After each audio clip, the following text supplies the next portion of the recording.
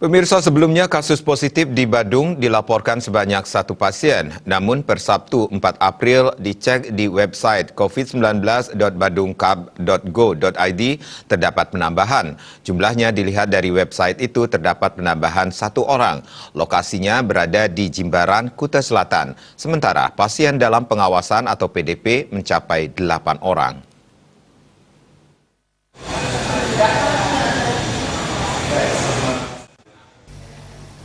Dikonfirmasi terkait hal tersebut, Kepala Dinas Kesehatan Kabupaten Badung, Dr. Nyoman Gunarte membenarkan ada tambahan pasien positif COVID-19 di Badung.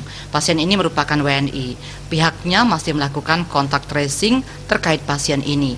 Ia pun mengatakan belum mengetahui apakah ini merupakan transmisi lokal atau imported case. Sebelumnya, kasus positif COVID-19 di Badung dilaporkan berjumlah 1 orang.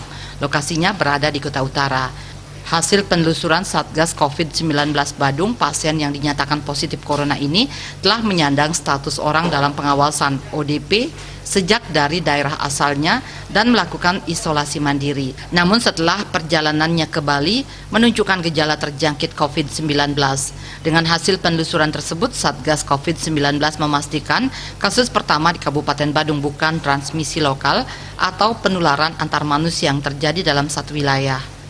Parwate Bali Pos melaporkan.